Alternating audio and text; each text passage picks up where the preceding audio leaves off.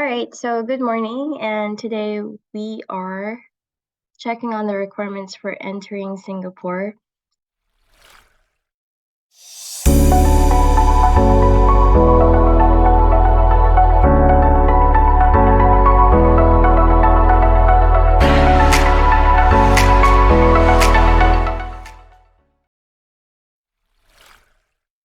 So I just did a search for entering Singapore, and what we're looking for is the official website, and that this is it, the ica.gov.sg. And let's check on this one. So entering Singapore, they would have four parts. So the first one is the yellow fever requirements. This is only if you have been in a country where there's yellow fever transmission. So this is the countries at risk of yellow fever transmission. I am coming from the United States, so let's just check if it's part of this list. So there are African countries here, Latin America, and that is it. So I am cool. I am exempted from this part. So again, for yellow fever requirements, if you are coming from these countries, then you will have to go produce an international certificate of vaccination for yellow fever. And that's in the past 6 days before arrival in Singapore. Now, let's go to COVID requirements. For COVID requirements, there are no longer any COVID-19 measures for travelers arriving in Singapore from February 13, 2023, regardless of vaccination status or traveler profile.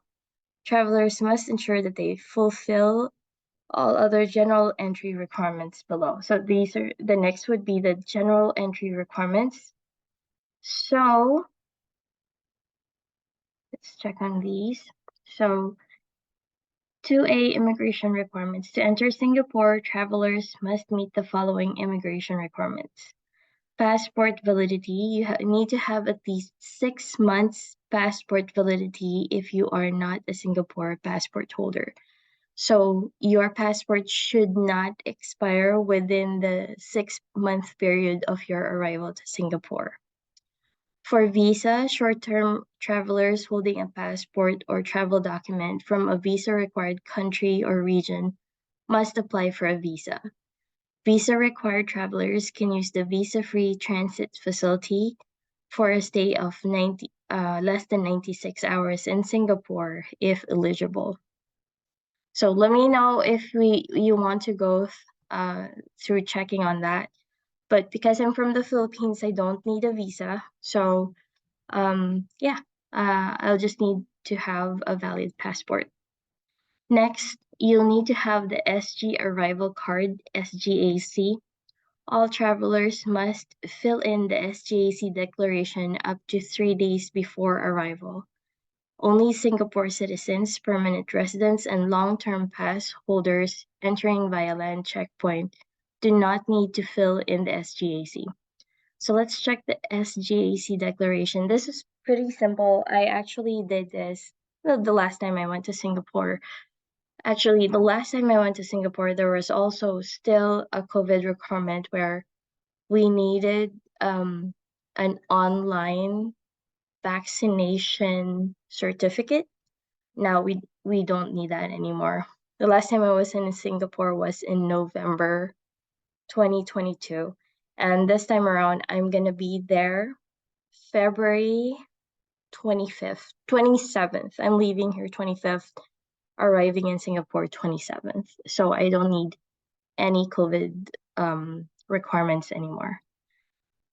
So the SGAC arrival card with electronic health declaration, all travelers are required to submit your arrival card before arriving in Singapore, except those transiting or transferring through Singapore without seeking immigration clearance, and residents traveling through the land checkpoints. Please note that SG arrival card is not a visa. You may refer to the requirements for entering Singapore for more information. This is for people who need a visa to enter Singapore. So here, things to note when submitting the SG arrival card. Submit your SG arrival card within 3 days prior to the date of arrival in Singapore. For example, travelers arriving in Singapore on June 30, 2020 can only submit their declaration from June 28 onwards. This is to avoid unnecessary delays during immigration clearance. So, yeah, you need to be able to submit this within the 3-day period of your arrival. So you can either submit it online through your desktop. You could just go to this website and you get the SG arrival card.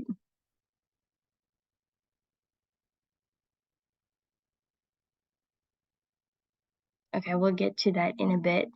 And then if you want to do it through your phone, you can just download My ICA, and it's free from either App Store or Google Play. The submission via the official SG Arrival Card e-service is free of charge. ICA does not support or endorse service offered by commercial entities who provide assistance in submitting the SG Arrival Card at a fee. Please refer to advisory for more information. So, there would be a lot of website that would say, here's the SG Arrival Card, and it's gonna ask you for a fee because they're supposedly helping you get the SG Arrival Card or helping you fill it out. Please note that there is no fee for this. So you just have to go to the website through the desktop or through the mobile app. So at the landing page of the SG Arrival Card e-service, please proceed with the submission by selecting one of the two options. So you have submit Singapore citizens, permanent residents, and long-term pass holders, and then foreign visitors, which of course that's where I'm gonna submit. The submission of arrival information and health declaration for all foreign visitors, including travelers enrolled in the Frequent Traveler Program and in principle approval IPA letter holders. You will receive an acknowledgement upon successful submission. And then at the immigration counter, you will need to present the following to the ICA officer at the immigration counter upon arriving in Singapore: your travel documents, your passport, and the SG arrival card PDF download or acknowledgement email in either hard copy or soft copy, which will be sent to your email address upon declaration. So again, a soft copy is accepted. You do not need to print it out. You may refer to the following images for a sample of the documents. There, you'll be able to get something like this once you fill out the ICA form.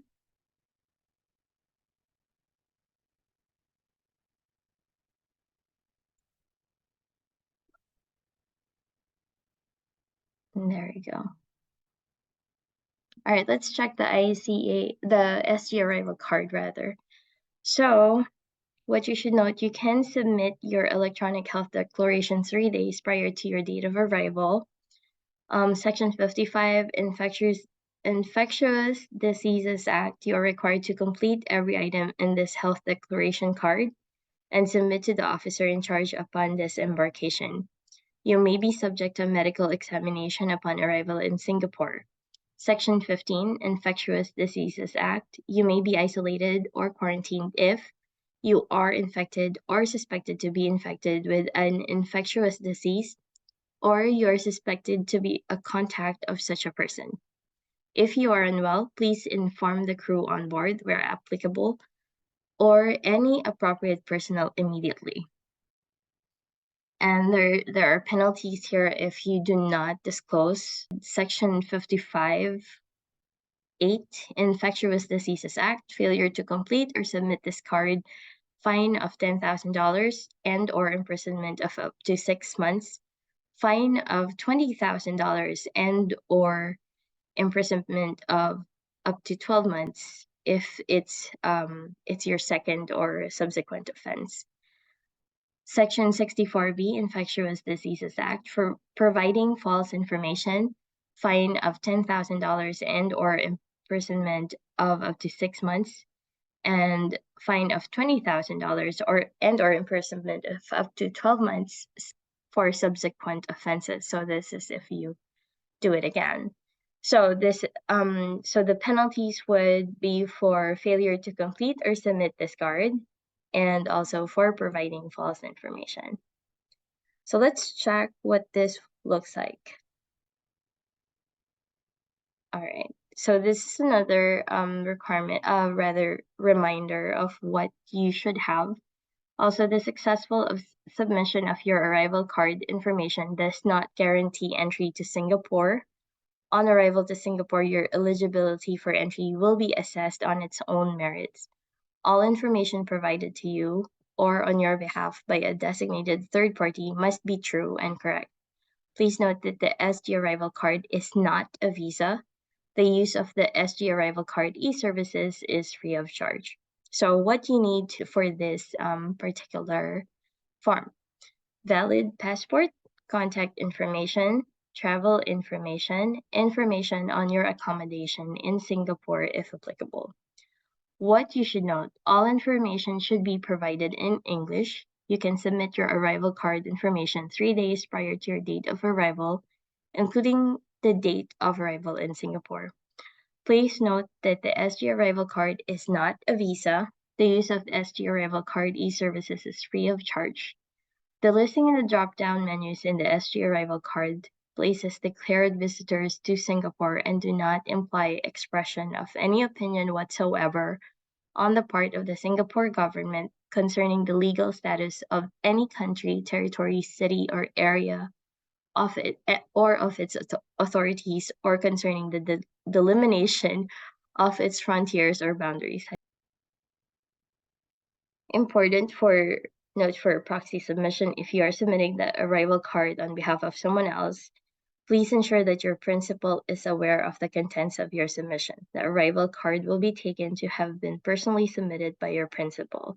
Your principal may be liable for offenses concerning any false statement or declaration contained in the arrival card, and you'll be liable for abetting the offense.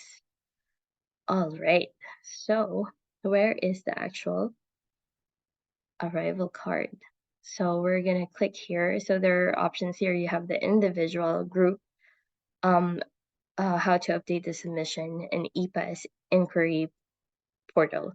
So we're gonna click on the individual submission, and here you can see that they're just gonna get your passport information.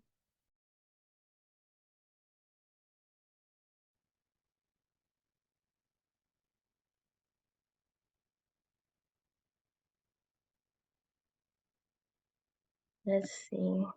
We're not gonna confirm this though.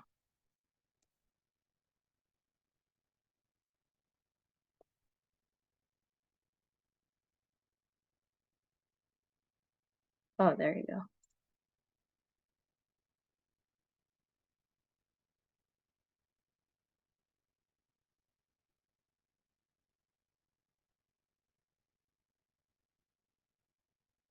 That's not my real birth date.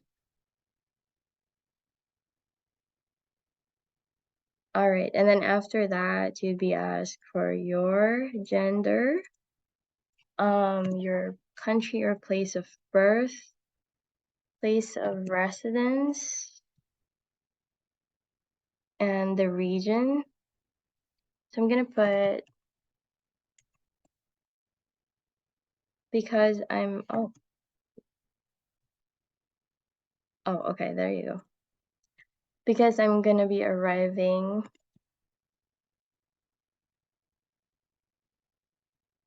in Cebu, that's what I'm gonna put there. So this isn't my actual, oh, hold on. It's date, month, and year. So this isn't my actual date of passport expiry, but we're just doing that.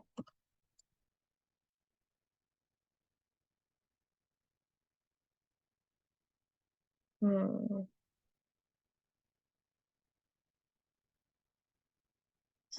right?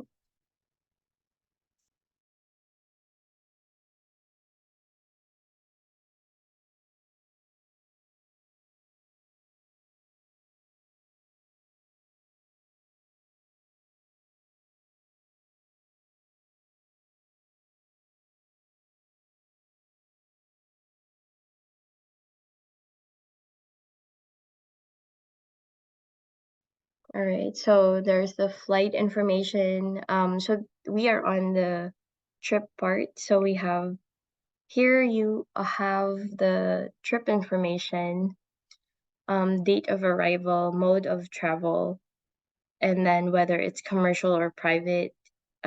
Need to know which airline, flight number, and then what hotel you're staying in if you're staying at a hotel. And if you're not, if you're staying at a residential area, then just put in residential and put in the address here. Others, we'll see day trip or transit. Okay, so we're just going to pick one. Last city of port embarkation. We're gonna put Los Angeles. And next city would be Malaysia. Let's see, Kuala Lumpur. There you go. Date of departure from Singapore. Then you could put maybe 23rd. Let's see that. Have you ever used a passport under a different name to enter Singapore? I'll click no. But if you click yes, then just put in the name of the that's different from the current passport. So for the health declaration, do you currently have a fever, cough, shortness of breath, headache, or vomiting? So just click on no. And then it opens up a new question. If you click on yes, then it will be a different question. So if you click on no, it would say, have you visited any of the listed countries in Africa or Latin America in the past 6 days prior to your arrival in Singapore? And if you click on yes, it would say, have you visited the Middle East, Africa, or other countries in the Latin America below? So the Middle East was added in the past 14 days prior to your arrival in Singapore. So just let's go for no. And then no here as well. And that's it. All right. So once you're done with that, all you have to do is to click on I have read and agreed to the declaration and click on continue. Let me see this. So when you click on continue,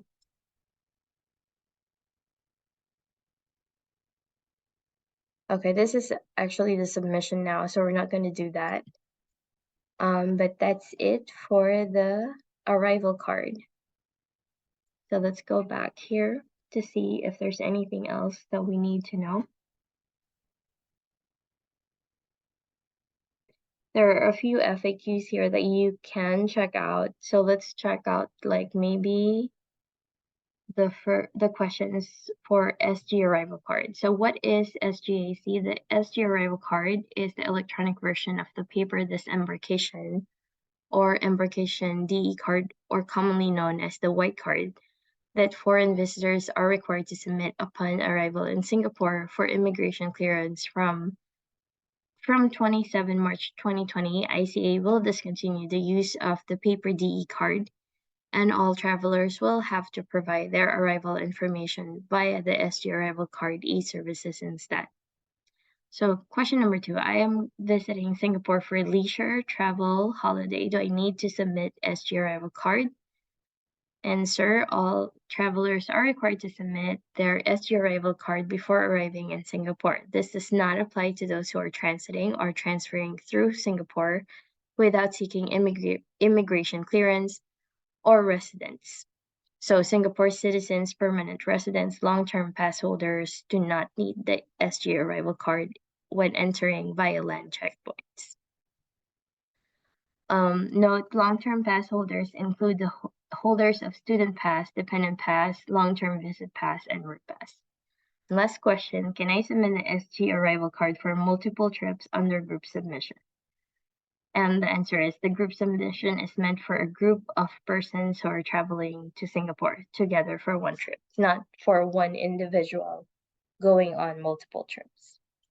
All right, so that's it for the requirements in entering Singapore. And I hope this video was of help.